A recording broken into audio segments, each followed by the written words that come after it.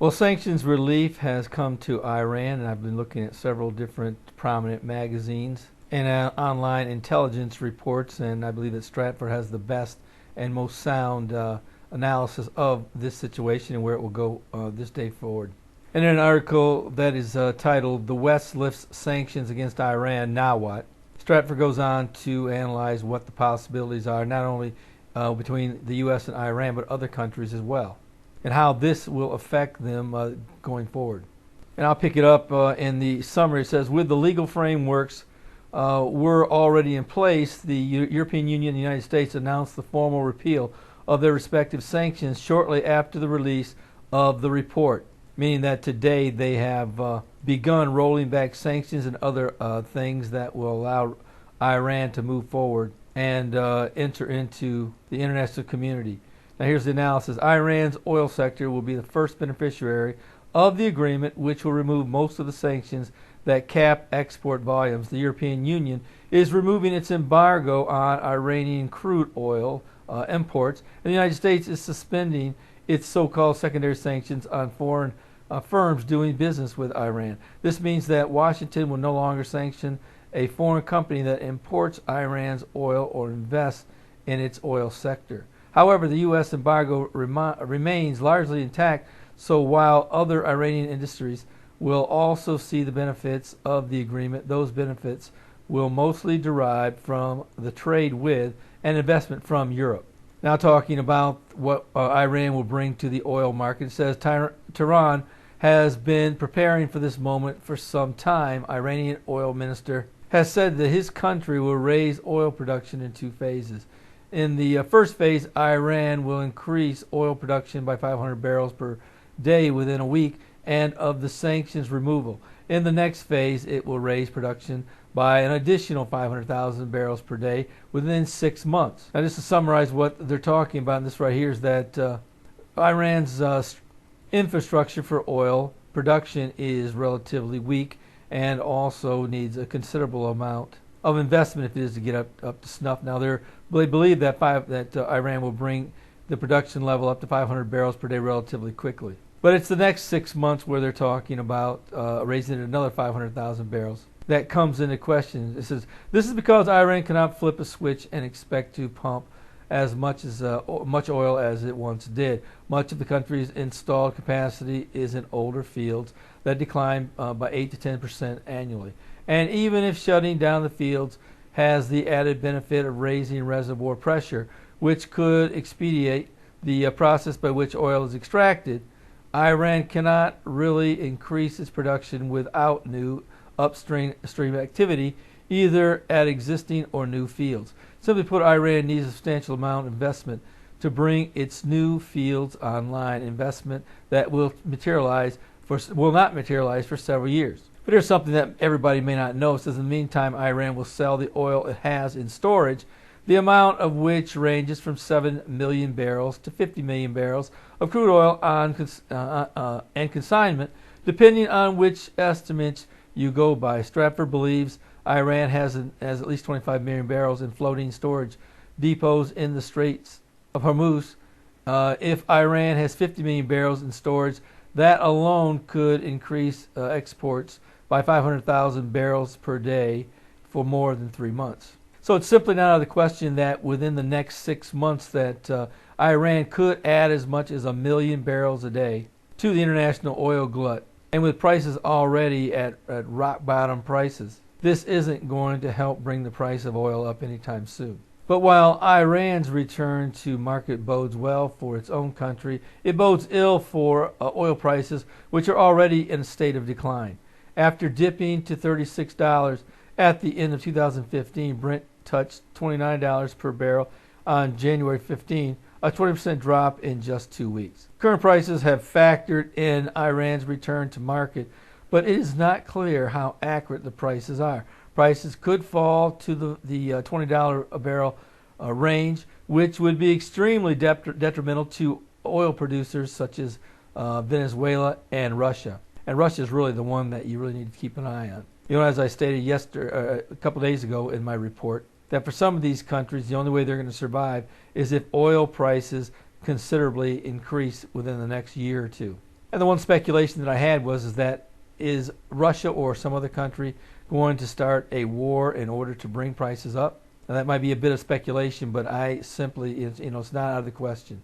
For its part, OPEC failed to reach a consensus at its meeting in December on how to scale back production to stabilize prices. And now the prices are 30% lower than they were when the meeting was held. Two OPEC members, one of which is probably Venezuela, are calling for an emergency meeting sometime before June. If they don't have a meeting before June, my goodness, that's going to put a real hurt on some of, like I said, some of these countries such as Russia and some of the other countries who are depending heavily upon oil to meet their budget.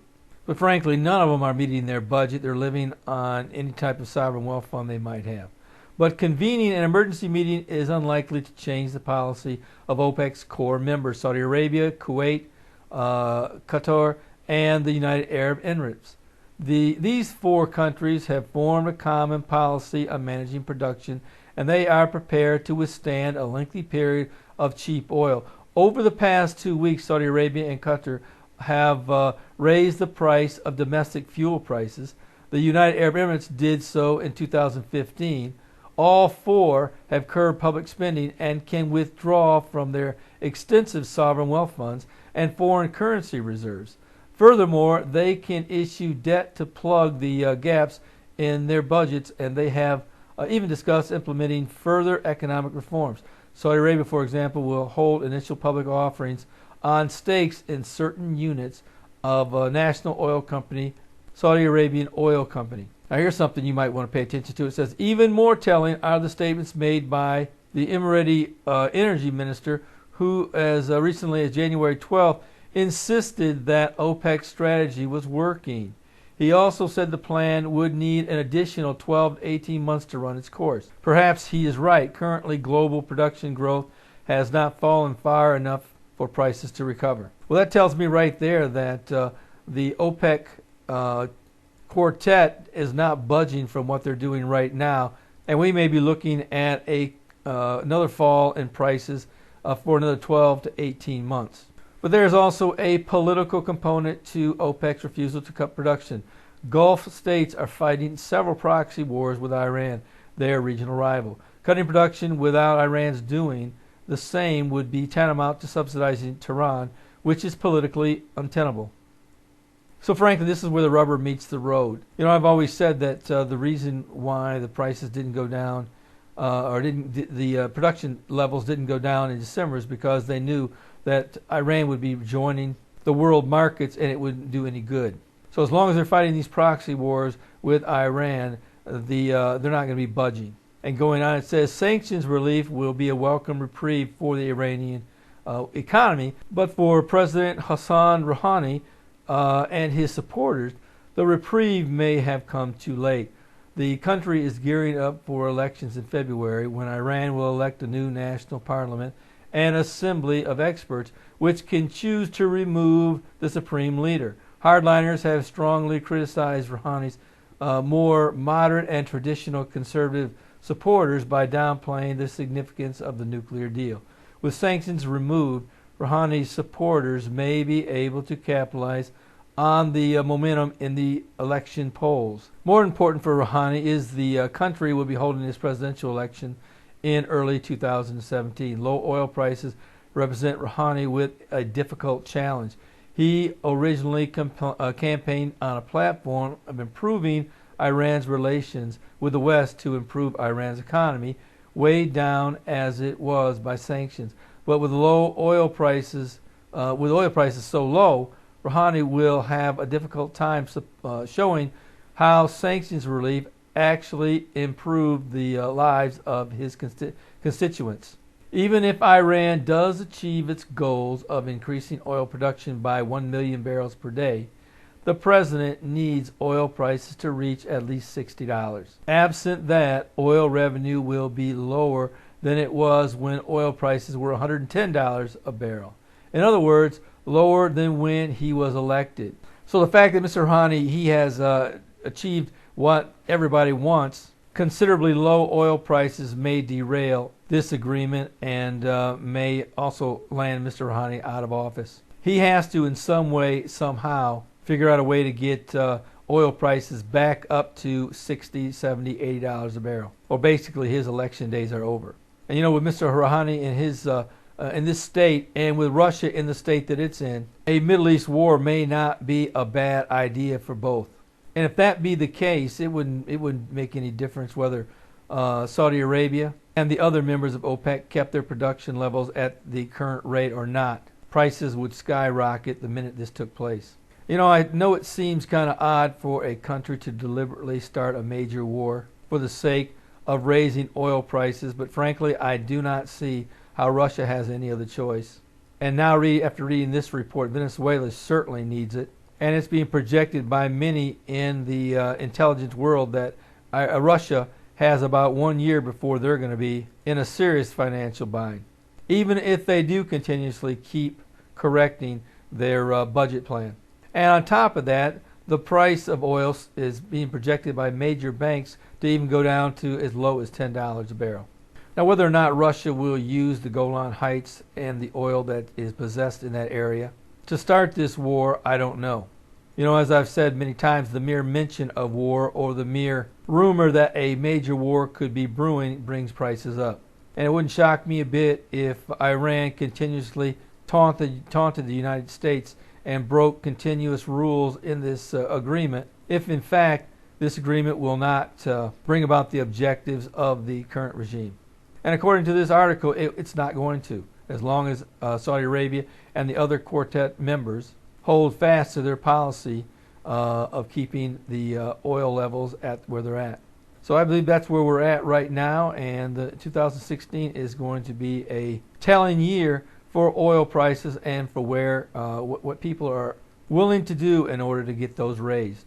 And if you don't know the Lord, today is the day of salvation. As I say in every video, don't put it off. 150,000 people die every single day. And the Bible says that the vast majority will end up in a burning hell. Don't let that happen to you. And friend, the only reason why I bring these reports is because I believe that we are on the cusp of the rapture of the church. And when that happens, do you know people who are going to be left behind? Well, if that be the case, you need to get them a copy of my Tribulation Period Survival Guide. I have two versions. One is a paperback version and one is a free downloadable version. Both books have the same information, but if you want to hold this copy in your hands or give this copy to somebody, I would recommend that you get the paperback version. Just follow the links in the description and it will get you there and you can get a copy of this. And if you want the free version, just look up to the top left-hand corner and click on that and that'll get you there. But whichever you choose, please take the time and get this copy. Don't let the world tell your lost loved ones what to do once the rapture takes place. If they do, they're going to tell them to take the mark and to worship the Antichrist. Well, this is Terry Malone with the Calvary Prophecy Report.